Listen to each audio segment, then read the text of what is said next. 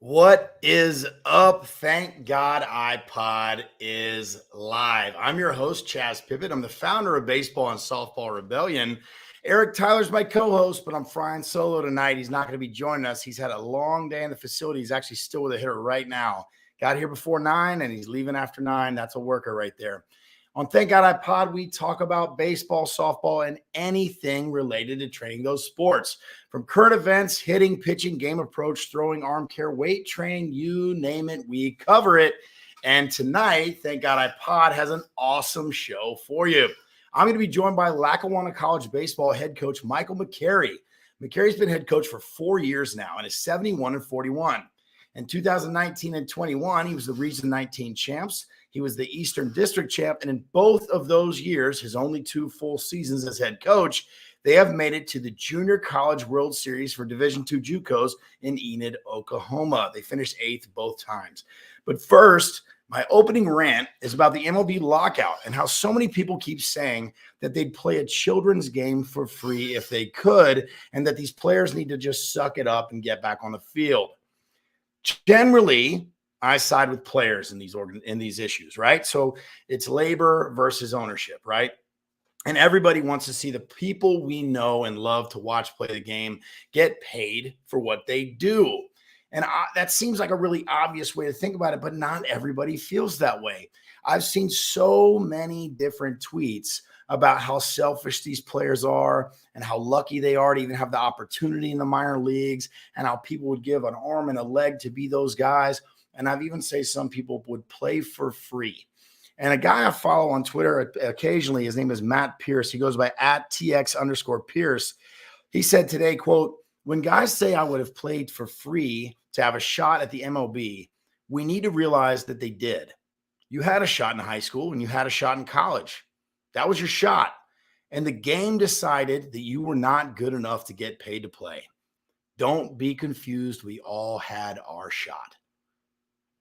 I haven't seen a more accurate tweet in years. He's 100% right.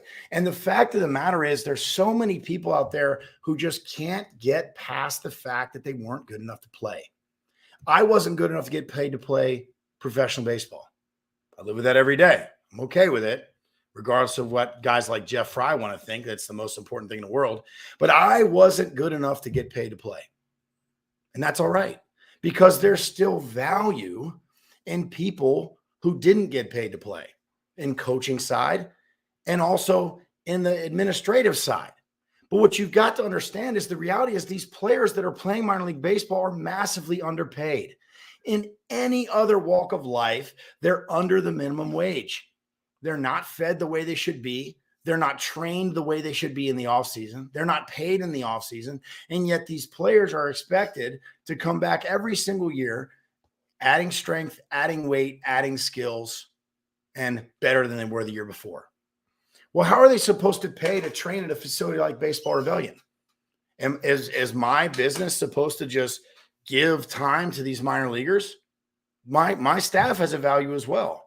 Where are they supposed to train for free? And how are they supposed to afford the training that they need on $500 every 2 weeks or every month? Unfortunately, the game is broken in the minor leagues, and that's why they're trying to decrease the amount of players. And by decreasing the amount of players, they can possibly increase the amount of money we pay them. But people don't realize that's actually decreasing opportunity for the players. So what's the answer? Recently, Major League Baseball committed to dealing with housing for these players.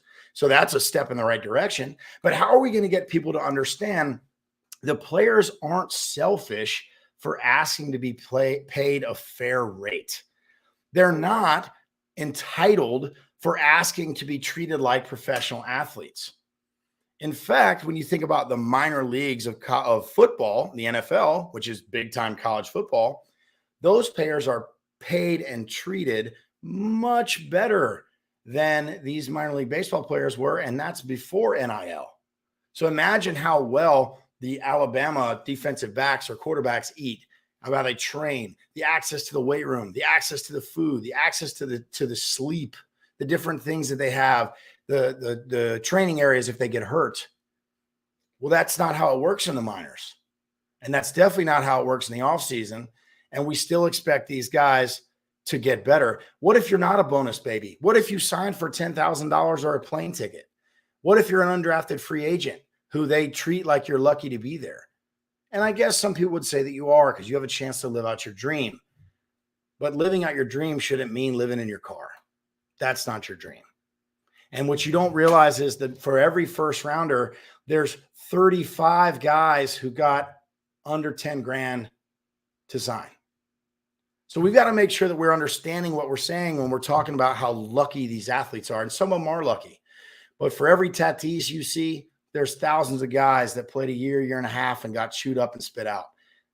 And that's what we need to understand. We have to elevate these athletes. We have to get Major League Baseball and the Players Association to fight for these minor leaguers because, like Kyrie Irving said, they should be a voice for the voiceless. These guys actually are voiceless, and they're being taken advantage of constantly. Opening Rants brought to you by HitTrax. HitTrax is the #1 indoor ball tracking technology anywhere. We have 5 HitTrax machines here at Baseball Rebellion, and we track every single ball that's hit. I love the interface of HitTrax. When I think about the ease of use of HitTrax versus all the other different types of technology that I use here at BR, and that's a lot, I love how it's so easy for me to explain to parents exactly what's going on, how a touchscreen interface makes it effortless for me to get a high school kid to maybe go back one if we get a misread, or change player to player if I have multiple players in a session.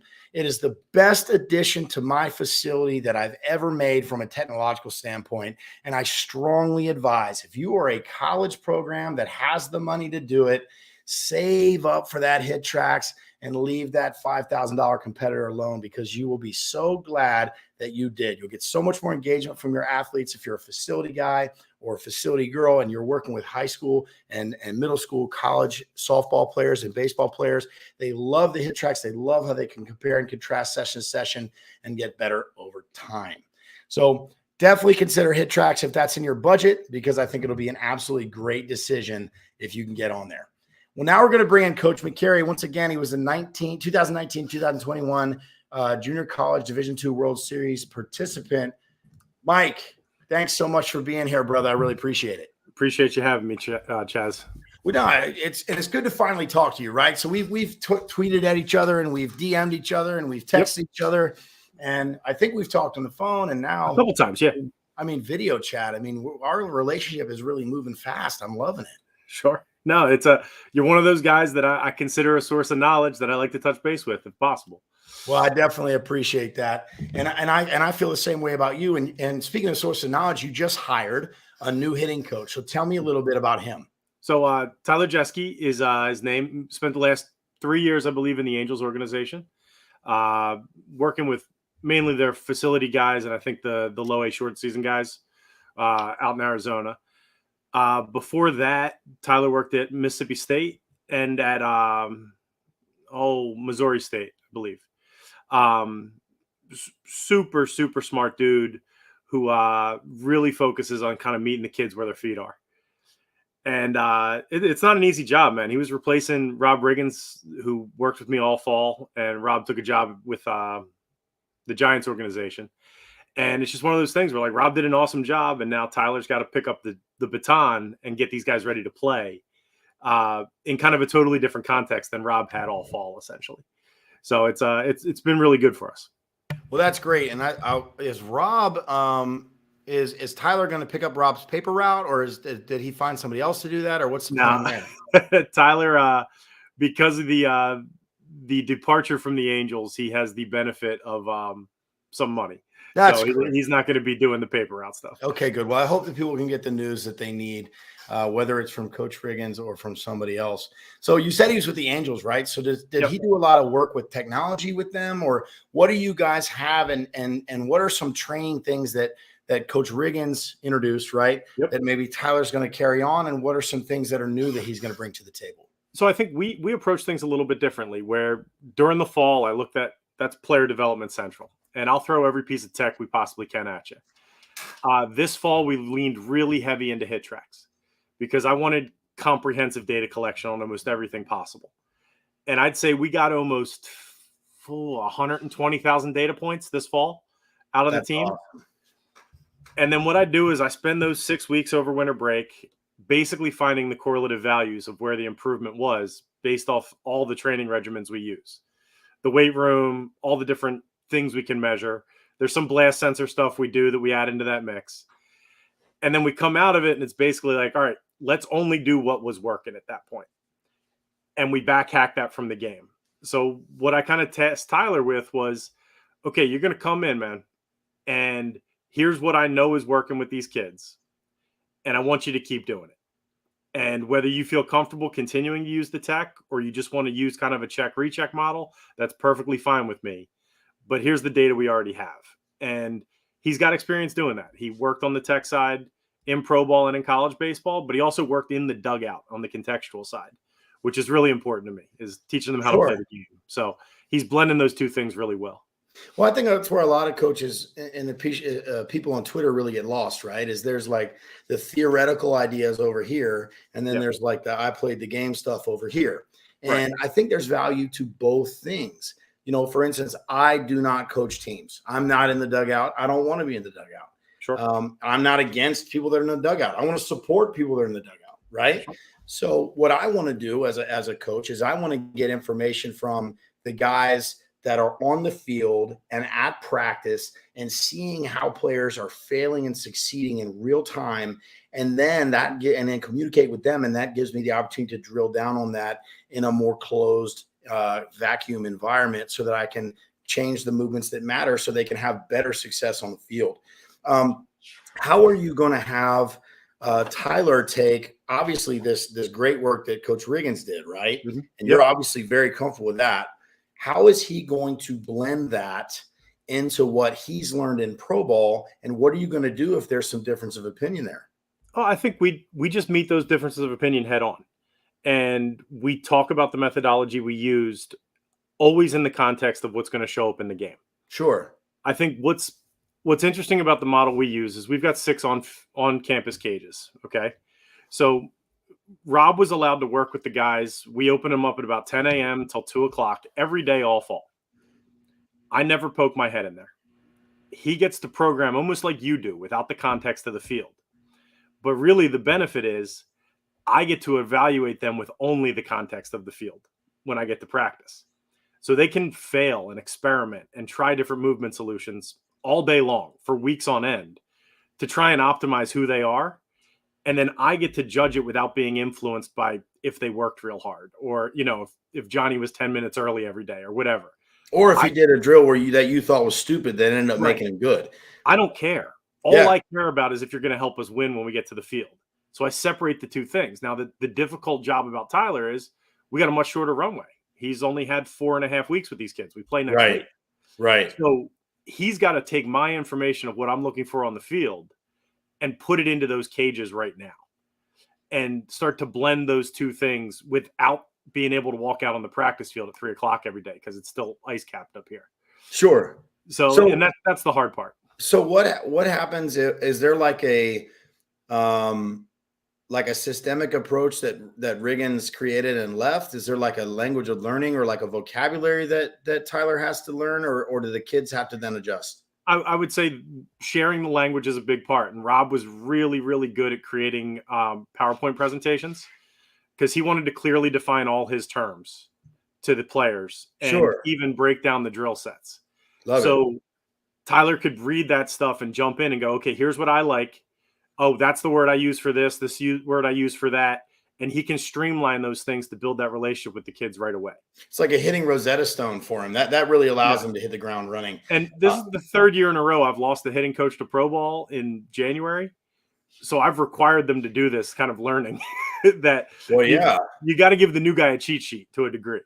Well, yeah, and that's only fair to the players, frankly. I mean, you can't pull the rug out from under a quarterback with a new offensive coordinator before the bowl games. That's not fair. No, not at all. I think it's really, it's unfortunate for you that you're losing your guys right before the season. But at the same time, we all recognize that our athletes and our coaches want to go to whatever the next level is. Absolutely. That's what we're here for. I've had numerous guys interview with pro jobs this year and numerous guys turn down Power 5 and top 25 jobs this year to stay in my cages and work at Baseball Rebellion. I take a lot of pride that they stayed, but I also take a lot of pride that that I was asked, are they good enough? And I said, absolutely, they should interview for these jobs. And I gave the numbers out, and 100%. it's not, I won't say it's easy to do. It's the right thing to do. It's Right. scary. It's scary to do. It's scary. Like, yeah. In the private sector, it's really scary. If I lose certain guys here, man, that's a lot. I look at it like, whoa, okay, now I got to replace a really qualified guy in a 3-week window. And I got to make sure this guy's culturally right and financially he can do it. And like, where's he from? And is he a bad dude? Like, why is he leaving the other job? Like, sure. And I got to land on the right dude in a small window for these kids. Do you have to do background checks and all that at your school? Oh, yeah. Yeah, everything. I just didn't know. So we do that here too. Yeah. But I didn't know if that was a requirement there. Absolutely. So Josh Boggs is your pitching coach, correct? Yeah, he is. And I call him the head assistant too. He's basically second. Okay. So he's got a big Twitter following. What is it? Pitch Mechanics 101, I believe. 101, yeah. Yeah. I mean, so he's a super nice guy. He's actually been down to my old facility like 1,000 years ago, my dark green dungeon. I can't tell you how much like money I put into lights in that place, Michael. I could not get light in that place, but I figured out why. And I could tell you about it here in a little while, but he came down and he actually filmed one of my, he happened to be there that day. And he actually was holding the camera during one of my most viewed Twitter videos I ever did. I was talking about the turn behind the turn. He's actually holding the camera when I did that. So big shout out to Josh. No kidding. So you've been a pitching coach Division I level, right? So you were at LaSalle and Austin P, right? Stephen F. Austin. Stephen F. Austin. God, in my head, they're always wrong. I'm sorry. Stephen F. Austin. And so what is it like for you to turn that over to Josh, or how do you guys work together as a pitching duel, if that's how you do it? Like, how do you structure that? I think it's easy for me because Josh is probably the most overqualified guy teaching pitching in junior college baseball. Okay. We come to a situation where we communicate constantly about it all. And we've got really simple pillars that we try and make the kids adhere to, that we're trying to get them to. What are those? Essentially, glove side fastball command, overall arm health and body preparedness, and what's the pitch that we can kind of develop to get people out. We don't try and overcomplicate that. And if anything we're doing isn't serving those things and educating those guys on who they are in those things, well, then we're probably straying from the pack. From my experience doing it for 5 years at the Division I level, it's really hard when you've got 15 pitchers and you're the only guy they're looking to. Sure. And it's beneficial for us to kind of be able to divide and conquer. Hey, if we got to chop through 10 bullpens in a night, well, let's go double barrel and let's not have Josh deviate his attention between two pitchers. Let's send all the guys that Josh speaks the best language with to his mound, and I'll take the other guys that maybe work on things that I can help them work on more often, or maybe they need less help because obviously I'm less involved with them. But so that's different. That's really different though than how you're doing the hitters, right? So how do you then remove maybe the bias that you have from Eric having a terrible bullpen, but he's your Friday guy? Sure. It's more difficult, and it's why I have to give Josh more power and say, because I do have that natural bias with the pitchers that I don't have with the hitters. Got it. And I need him when I've created a kind of a narrative of what a kid's doing or who he can be in my head, and he sees something totally different. I don't just need him to correct me. I need him to authoritatively correct me.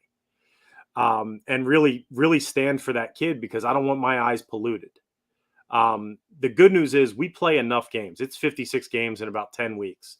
And we've got two different stretches where we play 13 or 14 in a 7-day span.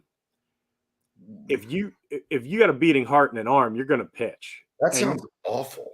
Well, it's the nature of the beast, because I can't listen. My friends down at LSU, Eunice, or down in Florida, they can start in the third week of January and start playing. I guess I could too, but our kids don't come back to school until MLK Day. So there's no way to even make it work. So everybody gets a month head start on us. Where's Lackawanna? Where's Lackawanna geographically? Where is it again? We're in Northeast Pennsylvania, up in the Pocono Mountains. Woof, that's got to be cold. It ain't warm, but that's so like if you're on the staff, you're going to get a shot to correct that narrative in a way that the hitters typically don't if they're kind of buried on that third or fourth level. Yeah, absolutely. So what kind of like indoor facilities do you guys have if that's the kind of the climate you're in? Sure, we have we're super blessed. There's a travel team known as the East Coast Sandhogs that literally has a facility right on our campus. It's right at the Oh, end of the block. It's 6 indoor cages, and Paul's been super helpful with us. And because it's so close to campus, we use it during the school hours, so nobody else is in there. Come 3:30, 4 o'clock, he's got tons of lessons in there, just sure, like any sure. facility does. But we use about 10 a.m. to 3 every day. And our kids pop in between classes, they grab lunch, they come through, and they get about 90 minutes apiece in there every day. And then we've got a couple domed facilities in the area and turf fields that we pop onto when available. That's awesome. So how does he run that as a private business, right? Is he writing that off or do you guys have like a financial deal with him? We He gives me a nice discount, and Sure. I cut a check at the end of the year where we kind of negotiate through how much I used it and how much I didn't use it, and we just come to a figure and I cut a check. That's awesome. Yeah, So I have a local school that actually uses my facility as their indoor. Honestly, they might be walking in right now. They use it at like before 9 and after 9:30. I don't know gotcha. how they sleep, but they do.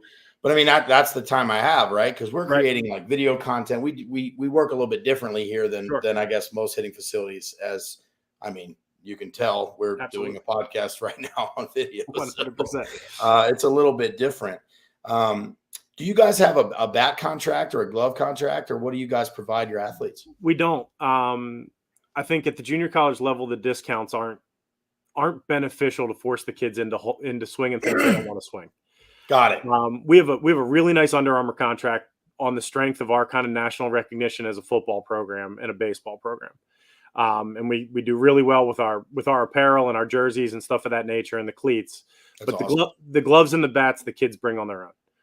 And we don't force anything down their throat. Swing what you want. Love it. Swing what you Yeah, want. well, that's the toughest thing, right? I mean, we work with a lot of the Duke guys and their Rawlings deals, and good God, those bats are loud, man. Oh, they ping, ping, ping, ping, ping, ping, ping. Like, it just doesn't have to be that way, man, I and, I know. mean, you can hear it outside, like, in the I know. parking lot. I mean, I know. through the concrete walls, it's like, good lord. Listen, we're inside enough. If a kid walks through the door the first week of the fall with a Rawlings, we just start the information campaign right away.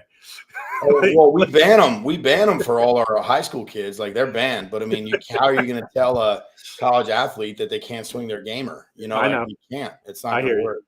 Um, so what are some things you mentioned the pillars, right? So, Yeah. how I don't know how I don't remember exactly how long Josh has worked for you.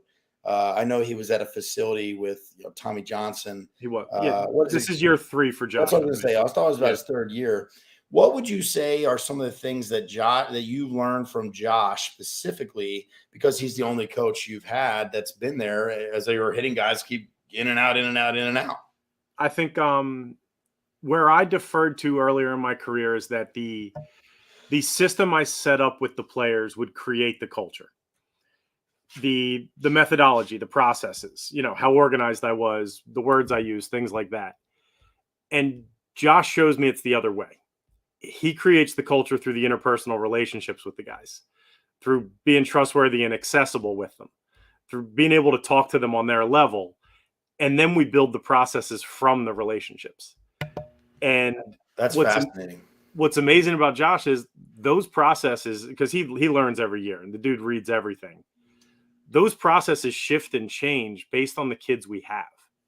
Um, Something as simple as just like how different arms warm up. Like some years I've got a bunch of them that throw plyo balls or who do core velocity belt stuff. This year I got a ton of them that throw footballs. And that's what resonated with them. That's what hammered in the arm pad stuff with them. And they embrace it, and then he embraces it. Um, and I find the kids have so much more buy-in. We're never kicking him in the ass because of the way he attacks it. You got any jam fingers from those footballs? A little bit. I try and keep them from running routes. That's when problems happen. They're just Yeah. playing catch. They're going to be okay. I remember the year I left Asheville, I graduated it, and their big star ace pitcher played a good amount of time in the minors.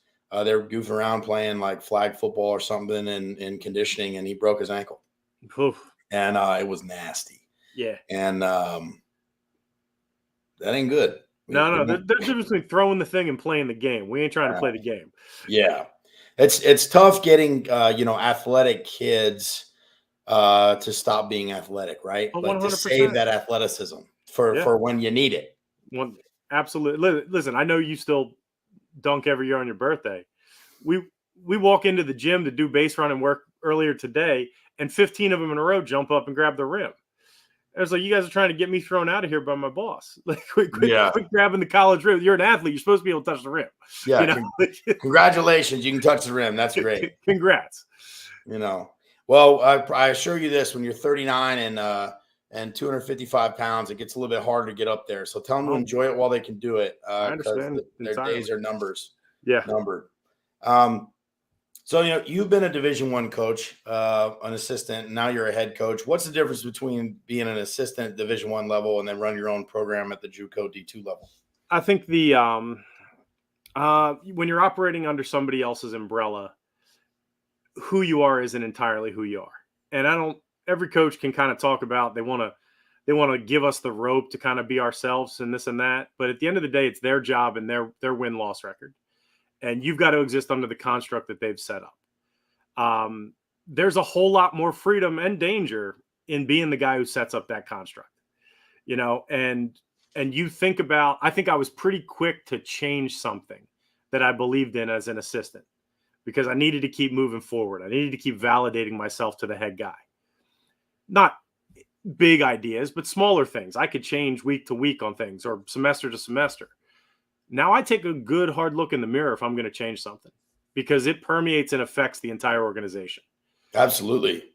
And what I believe has to be what I believe unless proven otherwise in a lot of ways. So how do you, like, obviously your coaches, respect you and they follow your lead, right? Mm-hmm. If there's a disagreement between coaches, like, obviously you don't want that happening in front of players. Not at all. No. Of course. So, yeah. One, does it ever happen in front of players? And two, if it does or doesn't, explain it. And three, how does it happen behind closed doors? Well, so like I explained to you, I'm never in the workshop with them when they're messing with a guy. And I think most, say, hitting coach issues with a head coach would be if you've got disagreements on a drill or you've got a difference of opinion on what a kid's doing in that cage in that day. Right. If the only perspective I have is on the field and you and I can both see that ball flight, you and I can both see that approach and that in that count or against that pitcher. If you and I can both see that mindset when that kid makes that out in that scrimmage or that game, I think there's a whole lot less differing of opinion of what's going on. Anytime that there is an issue or a disagreement, we just sit down in the office and we talk about it. Yeah. And most of the time I can tell it. I have a 93-mile drive to and from work every day. So I got an hour and a half in the car before I get to practice and after I leave. Wait a minute. Whoa. Why? Because my wife makes a whole lot more money than I'll ever make coaching baseball, and she's got to be close to Philadelphia. That's a lot of audiobooks, my man. Oh, if you've got a podcast, I've listened to it and judged it. Trust me. That's hysterical. Okay, I interrupted you. Go ahead. All right. So if something ain't right, I'm just going to call you right away. And if we can't hash it out in that 93 miles, all right, well, let's get in the office tomorrow with a cup of coffee in the hand and let's get to it before the kids get there, and let's just deal with it right then. Luckily for me, I haven't had it really happen that much.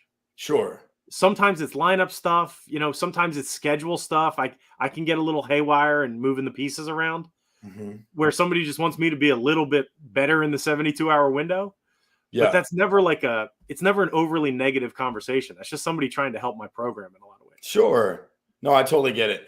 That stuff's fascinating to me, right? Because, obviously I'm the founder of Baseball Rebellion and the creator of, the rack and most of the methodology that we use here, and about 4 years ago, JK, who's been with me 15 years, right, was like, hey man, the rack progression's got to change.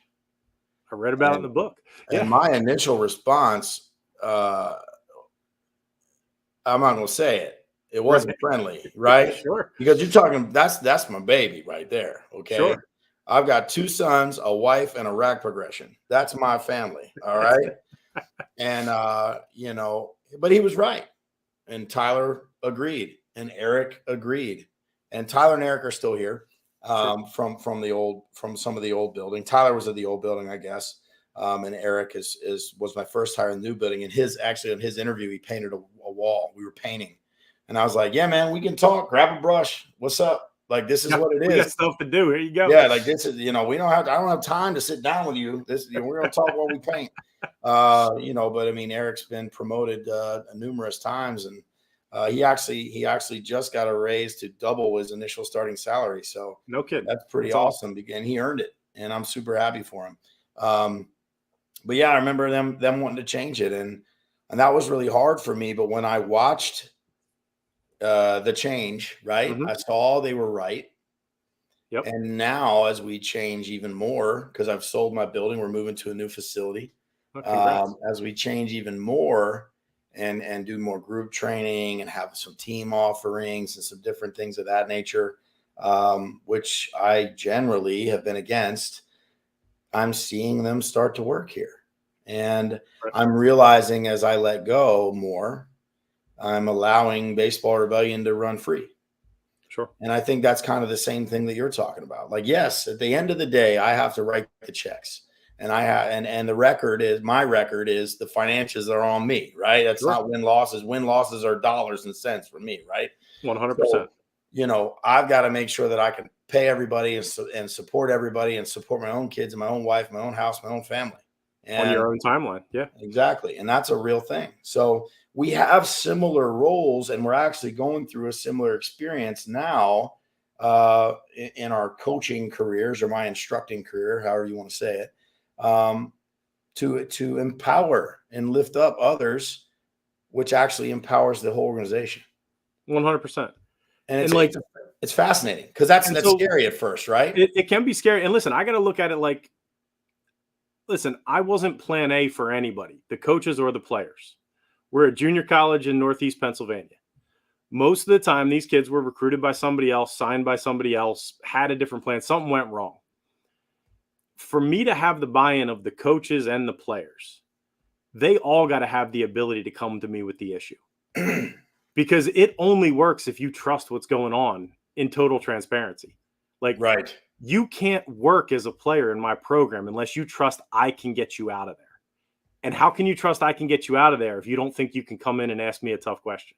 And when you say out of there, you mean on to the next level. On to the next level, yeah. So clarifying for everyone else. Yeah. So if we don't have that type of relationship, and you don't have that relationship with the coaches and the coaches with me, none of it works. No. None of it works. No. We talk about buy-in here all the time, and we talk about brand loyalty and system loyalty over instructor loyalty. Meaning, like, we got a guy who I hired recently named Ryan. I knew he was a 1-year hire. He just got into physical therapy school. His second guy I've had become a PT. I'm happy for him. I knew that was the plan. Yep. So now, his job is to make sure that his clients understand that, hey, man, we all teach the same thing. And if you stop coming here because I leave, you lose. Right. You lose because somebody's going to fill this slot. And if it's not your son, it's somebody else. And your son, because I'm gone, now doesn't get the instruction you want. Like, you can like me all you want. I'm friendly as the next guy. Sure. If you're not friendly in coaching, or especially private instruction, like, you're dead in the water. I don't care how good you are. If you're a jerk. And listen, man, if the more you are empowering your guys, when he's sitting in that cage with that client, he's not instructing on his own 2 feet. He's instructing from the foundation you've allowed him to instruct from because of that freedom. Right. And he can easily say that.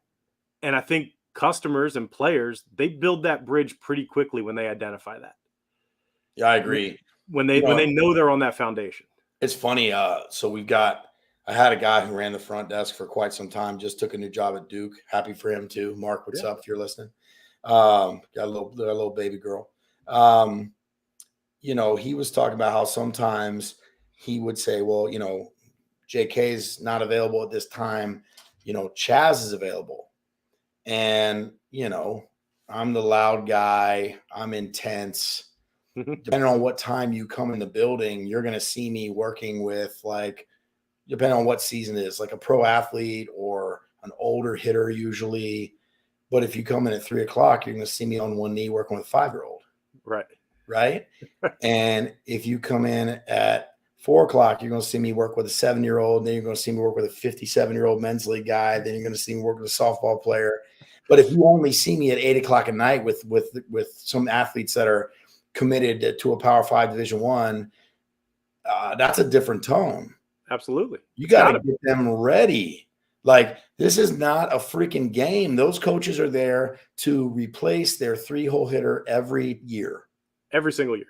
They don't want to – people don't realize it. You don't have to be better than the 9-hole hitter to get in. If you're the 10th kid and 2 kids graduate and you think you became the 8th, no, you're 12th. They just brought in a new 3. They brought in a new 6. They brought in a 12 who turned out to be a 4, and you didn't know it. Listen, my kids, they get drilled into their head, and this is on the recruiting side. We don't scoop up leftover money. No. There's a reason there's not a lot of phone calls in January and February. No, we get the money of the kids who are underperforming. We're the replacements. And it's my job to prepare you for when that recruiting coordinator gets out of the car at the field we're playing at, he needs to immediately be met with the idea that you're bigger, stronger, and better than the dude that's underperforming on his roster right now. Yeah. Because that's who we want to be. You got to jump off the page with tools, and then you got to jump off the page. Eye test, hopefully. Yep. Tools after that, and then you better perform. You better be able to play. Potential gets you fired. Because potential's the dirtiest word there is. I'm not selling potential. I'm selling you a solution. That's how we got to approach it. You know, I sit players down and here where I'm at right now is conference room, and I ask players when they come in, I'm like, do people call you raw? Do they say you have a lot of potential? Right. You got a lot of upside? Yeah. Did they say that to you? They're telling you suck right to your face. 1,000%. They're telling you suck. Because you know who they don't talk about that way? They're 3-hole hitter. Not at all. They're Friday night guy. They're closer. They don't say that. They talk about how they produce. They talk about what they do, not what they might do or could do or should do. If I use the word potential, that's the way I'm going to lie to you, telling you I still believe something I don't see. Yeah. And I refuse to do it, man. You are who you are. You know, potential is a 4-letter word in this cage. In 100%. Hey, so is hand. I don't say hand either. So, you know, the bottom line is this. I have loved talking to you, man. And I wish I did this sooner because you have a lot to say. You have a lot to give back to the game. And I love your Twitter feed. Is there anything you want to leave the viewers and the listeners with tonight that you want them to know about you personally or Lackawanna College or your culture that you have there? You know, I think we're a really unique place. And with a unique place, there's a unique set of expectations. And we take a fine-tooth comb towards finding kids and finding people who work for us. And listen, for all the negative variables we have with weather and travel and stuff of that nature. Sure. We come equipped with some of the best junior college academics in the country. We're not a community college. We're a private school. We come equipped with some of the best facilities in the Northeast for a school our size. And it's just the type of place that I've yet to have a kid, 118 players in the last 4 years, who walked away and said it wasn't the right decision for them. And we just keep hanging our hat on that we're going to protect the experience and keep the machine going every single year. And that's awesome, man. Well, I'm happy for you. Please give Josh my best. I don't know Yeski at all, but please give Josh my best because he's a great dude. And I really haven't done as good a job keeping in touch with him as I should. But also, I recognize he's a college coach. He's got shit to do. Like, what do you want to do? He's doing some awesome stuff, too. Yeah. Well, I'm happy for him. And you guys, if you're ever down in the Raleigh-Durham area for any reason, let me know. You got a home here. You got a place to hit, free of charge. You just let me know. Get in here before 3, and we'll figure it out. But I really appreciate you coming on, guys. Next week, every 9:30 on Wednesday, we do Thank God I Pod here. And very, very soon, you're going to be seeing these in audio form on wherever you get your podcasts, right? You're going to be seeing stuff on TikTok. You're going to be seeing a lot more information about not just the podcast and Baseball Rebellion, but the people we have on, like Coach McCarry and Lackawanna And I'm just really, really excited. If you haven't checked out some of our pods in the past, you can go through the Baseball Rebellion Twitter feed or my Twitter feed, look at media, scroll down. It's really easy to find until we get them up on audio. Mike, I really appreciate you being on, brother. Thank you so much. And, I have been at work since 9 o'clock. I have reached my breaking point, and that's good about to be, thank God I sleep. So I'm really looking forward to that and hitting the hay. But I appreciate you being on with us, brother. Appreciate the time, Chaz. Hey, thanks so much. I hope you have a great night.